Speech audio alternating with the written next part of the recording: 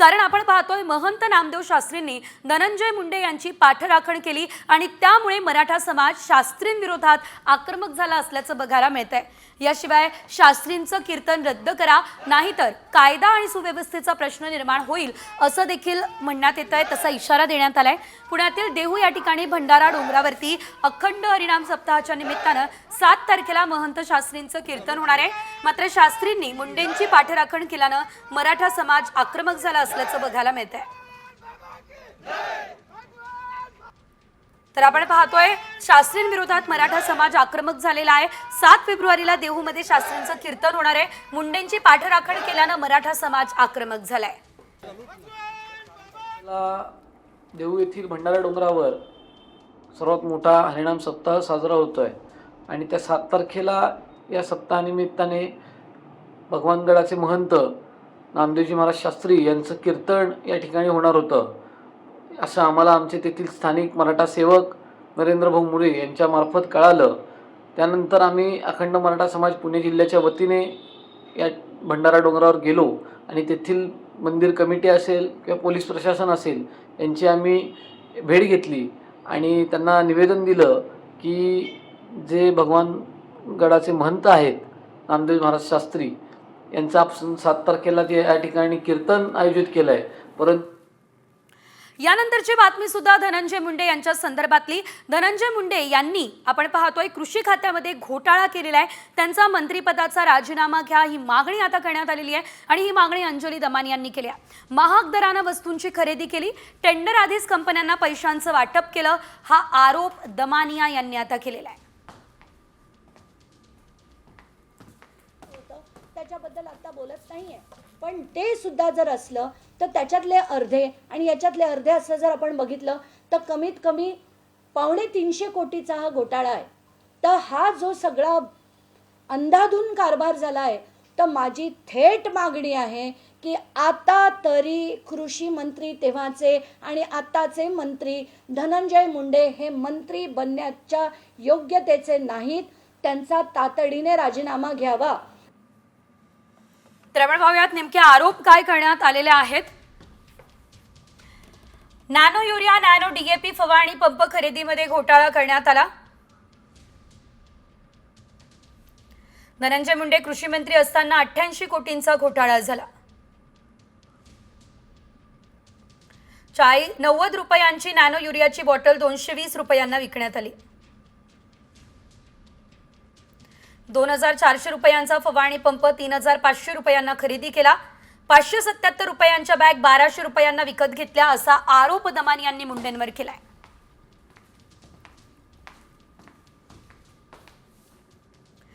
तर धनंजय मुंडे आणि वाल्मिक कराडच्या संपत्तीची ईडी चौकशी करा अशी थेट मागणी आता करण्यात आलेली आहे। मोठी बातमी आहे, कारण धनंजय मुंडेंवर 302चा गुन्हा दाखल करा। मराठा आंदोलक जरांगे पाटलांनी ही मागणी सुद्धा केली आहे। देशमुखांच्या हत्येचे पुरावे नष्ट केले तर अजितदादा आणि फडणवीसच त्यासाठी जबाबदार असतील असं सुद्धा जरांगे पाटील आता म्हणाले। त्याच्यामुळे याच्यावरती जी आता चौकशी लावली कोणती तरी 2-3 जणांची, ती SIT, CID आणि ईडी हे सगळे लोक याचा पूर्ण CDR दुसऱ्या मोबाईलवरून बोलत असताना ड्रायव्हराच्या कोणाच्या त्यांच्या मित्राच्या हे घ्या, ह्यो खुनामध्ये असणारच, त्याच्यावर गुन्हा दाखल होणं गरजेचं। काय होतं, मंत्री किती होऊन द्या त्याला, मध्ये जाऊ द्या। तर एकंदरीत जरांगेंनी नेमकं काय म्हटलंय आपण पाहिलेलं आहे। धनंजय मुंडेंवर 302चा गुन्हा दाखल करा असं यावेळेस त्यांनी म्हटलेलं आहे। या संदर्भात आणखी एक मोठी बातमी आपण बघूयात, ती म्हणजे दमानिया पुराव्यांशिवाय बोलत नाही। आमदार संदीप क्षीरसागर यांनी हे मोठं विधान केलेलं आहे। वाल्मिक कराड मोठा माणूस नाही असंही क्षीरसागर म्हणाले। कराड निकटवर्तीय असं देखील मुंडेंनी सांगितलं होतं असं देखील संदीप क्षीरसागर यांचं म्हणणं आहे। याआधी सुद्धा संदीप क्षीरसागर यांनी अनेक मोठे आरोप जे आहेत ते धनंजय मुंडेंवर केलेले आहेत आणि त्यानंतर आता त्यांनी दमानियांसंदर्भात हे विधान केलंय। न भीतीपोटी जो लोक शांत बसले होते, आज एक माणसं त्या विषयावर बोलतात। ते प्रत्येकाकडं कुणी ना कुणी त्यांच्यावरती जे अन्याय झालाय ते कागदासहित माझ्याकडे पण काही देतात। ते तसं अंजलीताई दमानी सुद्धा त्यांच्याकडे कागद असल्याशिवाय ते बोलणार नाहीत। बरोबर असेल, मी मागणी करतोय की हा फास्ट ट्रॅकवर आणा, तोपर्यंत त्यांना राजीनामा द्यायला लावा, जे काही दोषी असतील त्याच्यावरती कारवाई करा। ही आमची मागणी, माझी तर मागणी पहिल्या दिवशीपासून आहे की त्यांनी राजीनामा दिला पाहिजे. तर यावेळेस आमदार संदीप क्षीरसागर यांनी नेमकं काय म्हटलं हे आपण पाहिलं. मात्र सध्या जर आपण बघितलं तर राज्याच्या राजकारणामध्ये अनेक मोठ्या आणि महत्त्वाच्या घडामोडी घडत आहे. या सर्व घडामोडींचा आढावा पुढे आपल्याला घ्यायचा आहे वेगवान स्वरूपात. पंतप्रधान नरेंद्र मोदी हे आज सायंकाळी 5 वाजता लोकसभेमध्ये बोलणार आहे. विरोधी पक्षनेते राहुल गांधी यांनी कालच्या भाषणात केलेले आरोप, सोनिया गांधी यांनी राष्ट्रपती यांच्याबद्दल केलेले विधान, यावर मोदी काय बोलणार याची उत्सुकता आहे. राष्ट्रपतींच्या अभिभाषणावरील धन्यवाद प्रस्तावावर मोदी लोकसभेत बोलतील.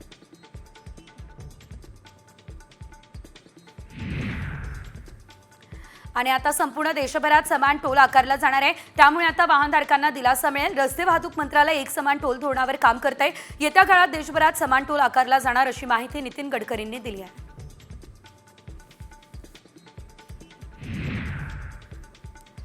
ठाकरे गटाचे खासदार संजय राऊत यांनी आता वर्षा बंगल्याबाबत अत्यंत स्फोटक दावा केलेला आहे. तर वर्षा बंगल्याच्या लॉनमध्ये कामाख्या मंदिरामध्ये बळी देण्यात आलेल्या रेड्यांची शिंग आणून पुरलेली आहे. कोणीतरी जादूटोण्याचा गैरप्रकार केलाय, त्यामुळे देवेंद्र फडणवीस पुन्हा या बंगल्यामध्ये जात नाहीये असा दावा राऊतांनी केलेला आहे.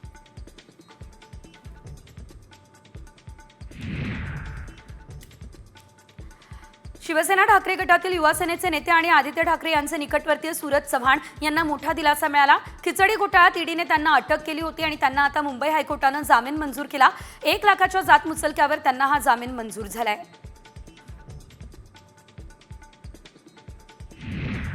उपमुख्यमंत्री एकनाथ शिंदेंची नाराजी कायम असल्याची चर्चा आहे. मुख्यमंत्री देवेंद्र फडणवीसांनी मंत्रालयात बोलावलेल्या महत्त्वाच्या बैठकीला एकनाथ शिंदेंनी दांडी मारल्या. याशिवाय नगरविकास आणि पाणीपुरवठा मंत्रालयाच्या नियोजित बैठका देखील त्यांनी यावेळेस रद्द केल्या. त्यामुळे राजकीय वर्तुळात तर्कवितर्कांना उधाण आलंय. विधानसभा निवडणुकीमधील मोठ्या पराभवानंतर ठाकरे गटाच्या अडचणी वाढल्या. मुंबईमध्ये ठाकरे गटाला पुन्हा एकदा मोठा धक्का बसलाय. भाजपचे कार्यकारी अध्यक्ष रवींद्र चव्हाण यांच्या उपस्थितीत इंडिगोचे कर्मचारी त्यांनी आज भाजपमध्ये प्रवेश केला.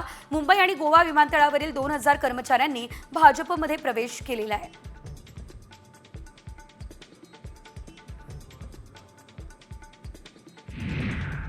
गडचिरोलीच्या विकासासाठी निधी कमी पडू देणार नाही हा स्पष्ट संदेश अजितदादांनी दिलाय.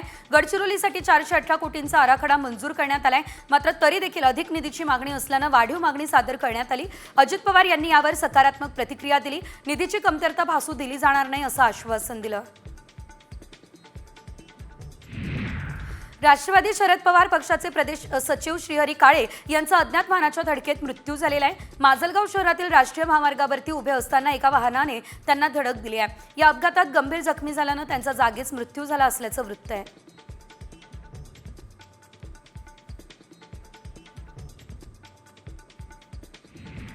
महावितरणने तूट भरून काढण्यासाठी पुढच्या 5 वर्षांच्या वीज दरवाढीचा प्रस्ताव वीज नियामक आयोगाकडे सादर केलेला आहे. तुमचा विजेचा वापर 300 युनिट आहे तर वर्षाच्या बिलामध्ये 9,000 पेक्षा जास्त रुपयांची वाढ होईल. 500 युनिट वापरणाऱ्यांच्या बिलामध्ये थेट 28,000 रुपयांची वाढ होईल.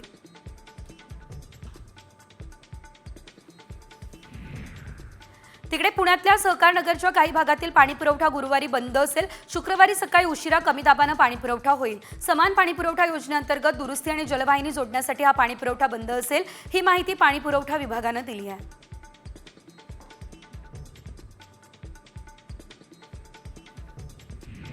पुण्यातील खडकवासला धरण साखळीमध्ये एकूण 67% पाणीसाठा शिल्लक आहे. गेल्या वर्षापेक्षा हा पाणीसाठा 1.5 TMC जास्त आहे. शेतीचं आवर्तन बंद असल्यानं राजगड तालुक्यातील पानशेत आणि वरसगाव धरणांमधून विसर्ग बंद आहे. पानशेत आणि वरसगाव या दोन्ही धरणांमधील पाण्याची पातळी 70% अधिक आहे.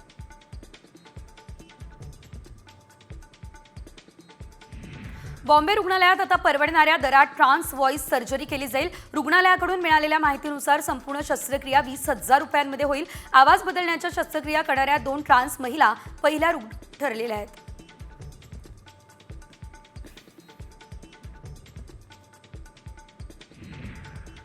खारघर तुर्भे लिंक रोड बोगद्याच्या कामाला सुरुवात झाली आणि या मार्गावर शिरवणे, नेरूळ आणि खारघर डोंगर फोडून बोगदा उभारला जातोय. या कामासाठी सिडको 2100 कोटी रुपये खर्च करेल. हा प्रकल्प 31 डिसेंबर 2028 अखेरपर्यंत वाहतुकीसाठी खुला करण्याचा सिडकोचा संकल्प आहे.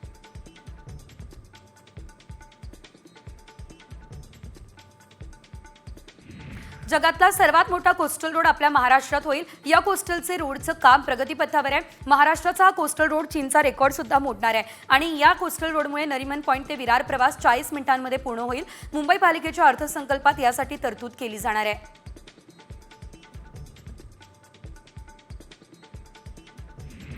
पुण्यातल्या जीबीएसच्या वाढत्या प्रादुर्भावावर पार्श्वभूमीवरती पिण्याच्या पाण्याची तपासणी सुरू आहे आणि या तपासणीमध्ये सिंहगड रस्ता परिसरातील 30 पैकी तब्बल 19 खासगी प्लांट्सचं पाणी देखील दूषित असल्याचं समोर आलं. आता टँकर आरओ या प्रकल्पांवरती कडक कारवाई करण्याचे आदेश पुणे पालिका आयुक्तांनी दिले.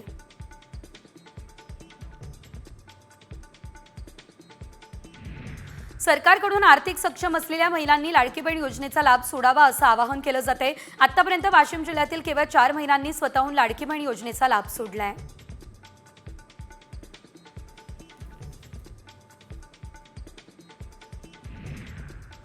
यवतमाळमध्ये तब्बल 20 लाडक्या बहिणींनी योजनेचा लाभ सोडला असल्याचं आपल्याला बघायला मिळतंय. या योजनेतील बहिणींची कागदपत्रांची पडताळणी केली जाते.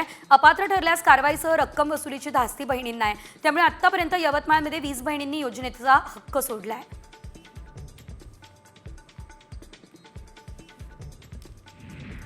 लाडक्या बहिणींच्या फेब्रुवारीच्या हप्त्याची प्रतीक्षा अखेर संपेल तेव्हा लाखो महिलांना आर्थिक मदतीचा मोठा दिलासा मिळेल. फेब्रुवारी महिना 28 दिवसांचा असल्यानं 20 तारखेपर्यंत हप्ता जमा होईल ही शक्यता आहे. मात्र या संदर्भात अद्याप अधिकृत घोषणा झालेली नाही.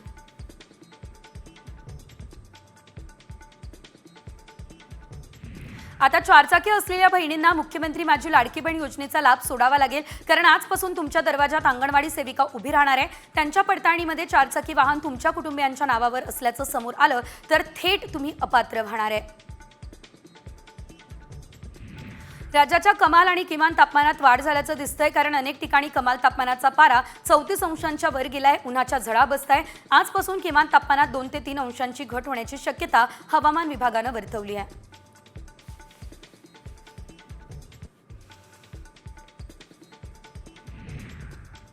मुंबईमधून आता एक मोठी बातमी बघूयात. ती म्हणजे मंत्रालयात प्रवेश करण्यासाठी आता फेशियल रिकग्निशन सिस्टीम लावली जाते. मात्र त्यानंतर अभूतपूर्व गोंधळ उडालाय. कारण मंत्रालयात जाण्यासाठी चक्क अर्धा किलोमीटरपर्यंत रांग लागलेली आहे. मंत्रालयातल्या या नवीन सिस्टीमचा फटका प्रशासकीय अधिकाऱ्यांना बसत असल्याचं देखील बघायला मिळतंय. तर अनेक अधिकारी कॅबिनेट बैठकीसाठी उशिरा आल्याने मंत्र्यांची पंचायत झालेली आहे. त्यामुळे या प्रणालीचे पडसाद राज्य मंत्रिमंडळाच्या बैठकीत उमटण्याची देखील दाट शक्यता आहे.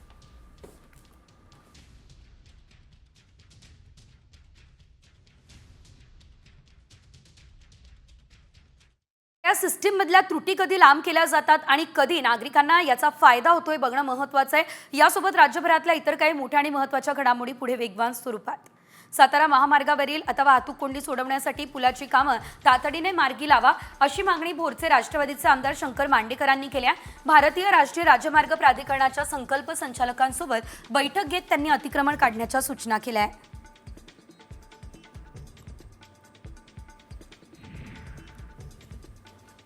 भोर महाड मार्गावर धुळीमुळे प्रवासी हैराण झाले. रस्ता रुंदीकरणाचं काम सध्या सुरू आहे. जुना डांबरी रस्ता खोदल्यानं या मार्गावर मातीचं साम्राज्य निर्माण झालंय. वेळेवर पाणी मारत नसल्यानं रस्त्यावर धुरळ आवडतोय. त्यामुळे शाळकरी मुलांना धुळीचा त्रास होतोय. प्रशासन मात्र याकडे दुर्लक्ष करताना दिसतंय.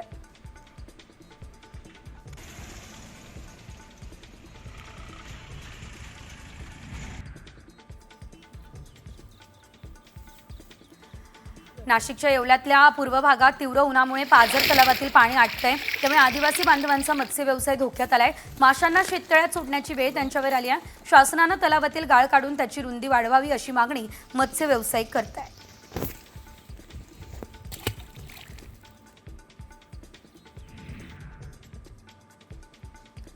यवतमाळ पाटबंधारे विभागाच्या सिंचन प्रकल्पातून पाणी घेणाऱ्या विविध संस्थांनी 15 कोटींची पाणीपट्टी थकवली. 31 मार्चच्या पार्श्वभूमीवर अभियंता कार्यालयानं वसुलीसाठी कंबर कसली आहे. संबंधित संस्थांना थकीत पाणीपट्टीचा भरणा करण्यासाठी सूचना सुद्धा करण्यात आलेल्या आहेत.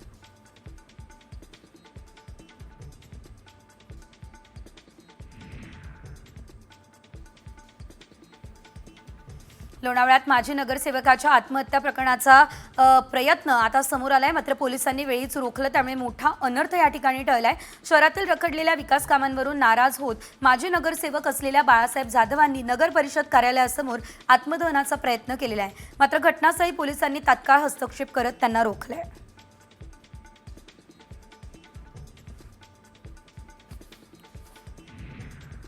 सांगलीमधील विटा शहरात नागरिकांनी पाणी प्रश्नावरून नगरपालिकेसमोर आंदोलन केलं. शहरात एक दिवस आड पाण्याचा पुरवठा केला जातोय, त्यामुळे नागरिकांना आता हाल सहन करावे लागत आहे. त्यांनी नगरपालिकेच्या कार्यालयासमोर ठिय्या मारत पाणी प्रश्न तातडीने मार्गी लावावा अशी मागणी सुद्धा केलेली आहे.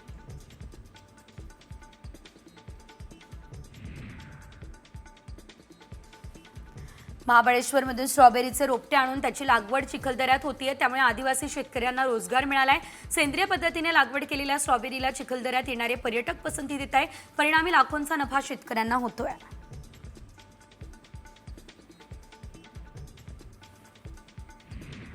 कापूस बियाण्यांची विक्री करताना संबंधित बियाण्यांसाठी कोणती जमीन वापरावी अशी माहिती दिली जात नाही आहे. त्यामुळे कापसाची लागवड केल्यानंतर त्याचा उत्पादनावर थेट परिणाम होतो. त्यामुळे पाकिटासोबत बियाण्यांची देखील तांत्रिक माहिती देण्याच्या सूचना केंद्रीय मंत्रालयानं दिल्या. त्यामुळे पुढील काळात बियाणे कंपन्यांना घडीपत्रकही द्यावं लागेल.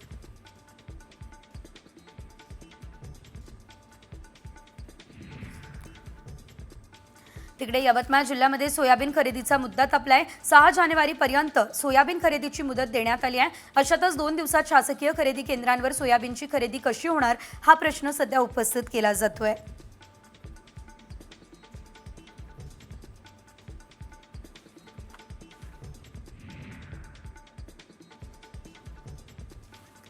नंदुरबार जिल्ह्यामध्ये तापमानाचा पारा सध्या 34 अंश सेल्सिअस पर्यंत गेलाय. त्यामुळे रब्बी हंगामातील पिकांना फटका बसण्याची शक्यता आहे. यावर्षी वारंवार हवामानात बदल होत आहे, त्यामुळे पिकांवर रोगराई पसरण्याची भीती सुद्धा वर्तवली जाते आहे. शेतकरी संकटात सापडलेला दिसतोय.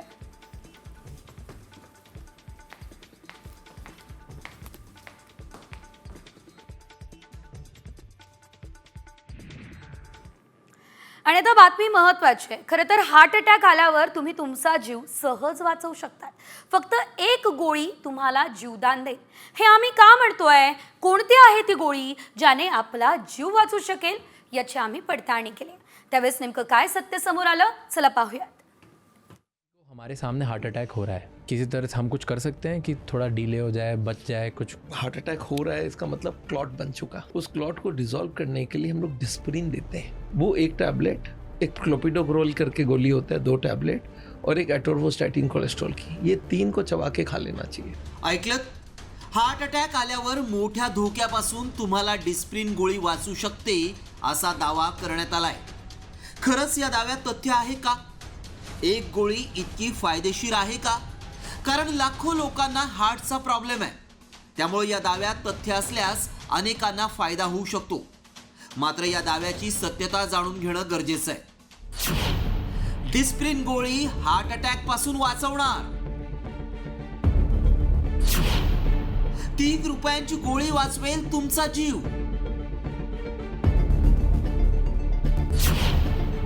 व्हायरल व्हिडिओ मागचं सत्य काय? हा व्हिडिओ पुन्हा एकदा ऐका. हार्ट अटैक हो रहा है इसका मतलब क्लॉट बन चुका. उस क्लॉट को डिसॉल्व करने के लिए हम लोग डिस्प्रिन देते हैं. डिस्प्रिन या गोळीमुळे रक्ताच्या झालेल्या गाठी विरघळून जातात आणि रक्तप्रवाह जोरात होऊन हार्टमुळे पुढील धोका कमी होतो असा दावा करण्यात आलाय. या दाव्यात तथ्य असल्यास अनेकांना फायदा होऊ शकतो. त्यामुळे ही माहिती जाणून घेणं गरजेचं आहे. याबद्दल अधिक माहिती हार्ट स्पेशलिस्ट देऊ शकतात. आमचे प्रतिनिधी एक्सपर्टना भेटले, त्यांना व्हायरल व्हिडिओ दाखवला आणि यामागचं सत्य जाणून घेतलं. ॲक्यूट हार्ट अटॅक आल्यानंतर जर आपण इमिजिएटली डिस्प्रिन नावाची टॅबलेट जर घेतली तर डेफिनेटली बऱ्याच प्रमाणात अटॅकची इनिशियल ट्रीटमेंट होऊ शकते. त्याच्यामुळे अटॅक आल्यानंतर आपल्याला हॉस्पिटलमध्ये पोहोचण्याच्या अगोदर डिस्प्रिन जर आपल्याकडे असेल तर ते घेणं फार महत्त्वाचं आहे. ह्याच्यामध्ये एक लक्षात असं घ्यायचं की डिस्प्रिन घेतलं म्हणजे अटॅक पूर्णपणे निघून जायल्यानं मला पुढच्या ट्रीटमेंटची गरज नाही असं नाही आहे. तुम्ही डिस्प्रिन घेणे आणि लगोपाठ लगेच जवळच्या हॉस्पिटलमध्ये जाणे, ज्यामुळे आपल्याला पुढची ट्रीटमेंट होऊ शकते. त्यामुळं आमच्या पडताळणीत काय सत्य समोर आलं पाहूया. हार्ट अटॅक आल्यावर डिस्प्रिन गोळी घ्यावी. डिस्प्रिनमुळे अटॅकवर तात्पुरती ट्रीटमेंट होते. डिस्प्रिनमुळे ब्लॉकेजेस काही प्रमाणात कमी होतात. डिस्प्रिन गोळी चावून खाल्ल्यास उपयुक्त ठरते. गोळी खाल्ल्यानंतर तातडीनं उपचार घेणं गरजेचं आहे. डिस्प्रिन टॅबलेट ही 300 मिलीग्रॅम घ्यावी आणि दातानं तोडून जिभेच्या खाली ठेवायची असं डॉक्टरांनी म्हटलंय. त्यामुळं आमच्या पडताळणीत हा दावा सत्य ठरलाय. तसंच ॲस्प्रिन गोळी ही हार्ट अटॅक आल्यावर फायदेशीर ठरू शकते, तरी देखील तुम्ही डॉक्टरांचा सल्ला घ्या. ब्युरो रिपोर्ट, साम टीव्ही न्यूज. तर जरीही ही गोळी तुम्हाला हार्ट अटॅक पासून वाचवू शकणार असेल तरी सुद्धा मात्र ही गोळी डॉक्टरांच्या सल्ल्याशिवाय घेऊ नये हेच आवाहन केलं जाते.